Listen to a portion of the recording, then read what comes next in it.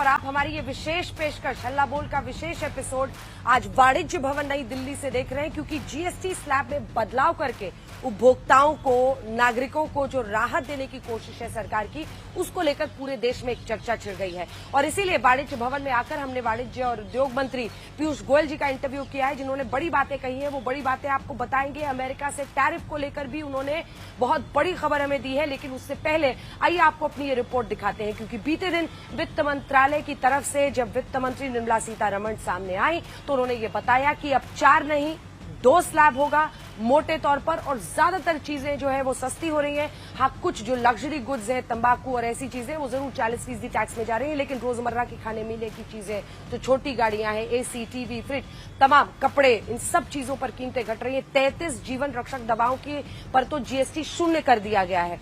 इसी के साथ साथ उन्होंने ये भी जानकारी दी कि कैसे आने वाले वक्त में और पढ़ाई शिक्षा से ली हुई कॉपियां, पेंसिल, इन सब पर 0 टैक्स कर दिया गया है।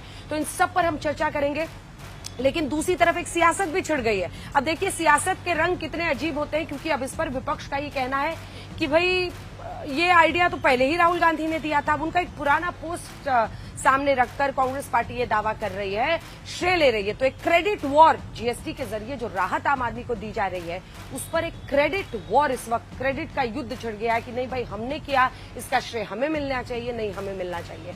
सरकार की तरफ से वाणिज्य मंत्री ने क्या कहा है वो भी हम आपको दिखाएंगे। सुधांशु त्रिवेदी जी हमारे साथ जुड़ेंगे, हमारे साथ कांग्रेस पार्टी की भी तरफ से राष्ट्रीय प्रवक्ता जुड़ेंगे। लेकिन इससे पहले कि हम चर्चा की शुरुआत करें, ये रिपोर्ट देखिए और देखिए इतनी बड़ी राहत आज जनता के लिए, त्योहारों के पहले उनके लिए बहुत बड़ा ये जिसको कहते हैं खास तौर पर दशहरा हो, दिवाली हो, उससे पहले धूम है। तो इसी के साथ साथ क्रेडिट लेने का भी एक युद्ध चल पड़ा है।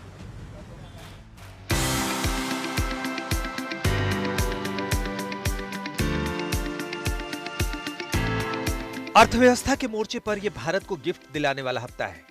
पहले 2025-26 की पहली तिमाही की विकास दर अनुमानों से आगे 7.8% आई और अब जीएसटी 2.0 का ऐलान आत्मनिर्भर भारत के विश्वास पर मुहर लगा गया।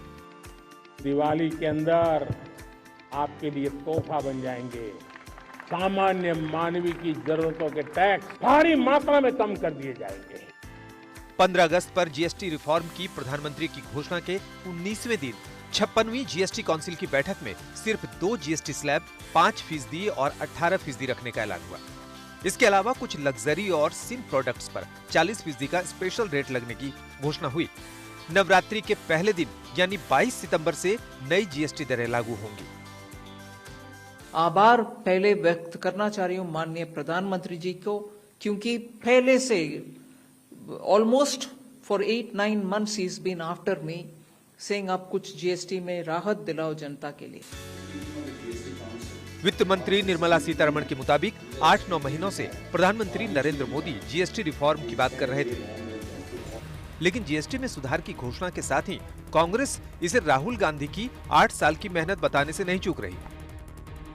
कांग्रेस ने 2017 के राहुल गांधी के उस पोस्ट को रिपोस्ट किया जिसमें राहुल ने कहा था कि भारत को गब्बर सिंह टैक्स नहीं, सरल जीएसटी चाहिए। उस पोस्ट में राहुल 18% सीमा के साथ एक जीएसटी रेट की वकालत भी कर रहे थे। कांग्रेस की सुप्रिया श्रीनेत राहुल के ऐसे ही पुराने पोस्ट पर लिख रही हैं कि सरकार तुम्हारी, सिस्टम हमारा। अब कांग्रेस समेत विपक्ष के नेता इस बात पर हल्ला बोल रहे कि 2017 में आधी अधूरी जीएसटी क्यों लगाई थी। हालांकि सरकार का कैंप इसे सही समय पर सही फैसला बता रहा है।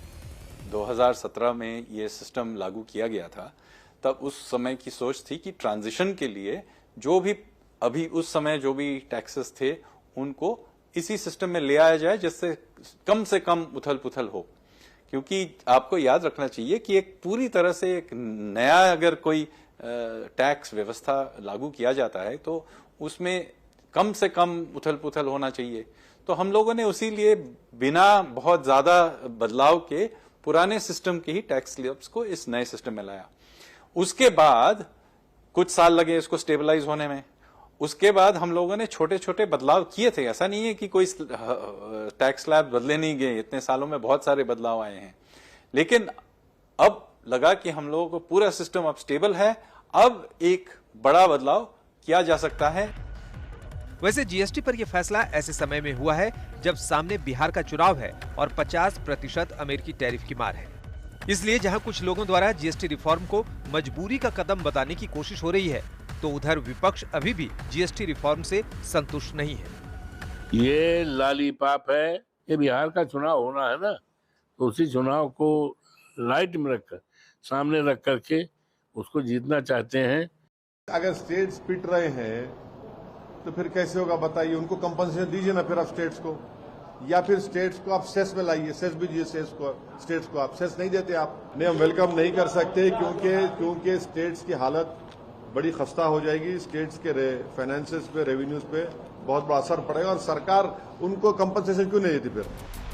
जीएसटी कम होने को लेकर क्रेडिट लेने, साथ ही टैरिफ जैसे मसलों पर सरकार को घेरने की विपक्ष की कोशिशों के बीच एनडीए इसे मोदी सरकार के कामकाज की कामयाबी बता रहा है।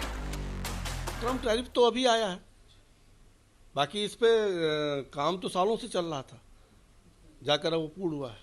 लॉन्च रीलॉन्च चंद्रयान लॉन्चिंग भी ठीक हो गया एक बार फेल होके, but Rahul Gandhi continuously fail हो रहे हैं। ऐसे राहुल गांधी को कॉपी कौन करते हैं? This is number 1। नंबर 2, इनका सलाह देने का इतना उनको शौक है तो अपोजिशन बैठ के हमेशा हमको, अपोजिशन में हमेशा वो बैठने दो और हमको सलाह देते रहने दो। हम लोग लंबे समय से राहत की हम लोग मांग कर रहे थे। आज मुझे खुशी है कि एक बड़ी आबादी को राहत देने का कार्य किया गया। जीएसटी पर सियासत के बीच इस सच्चाई से कोई इनकार नहीं कर सकता कि नई जीएसटी दरें हर आम खास की जिंदगी के टैक्स बोझ को घटाएंगी। आज तक ब्यूरो।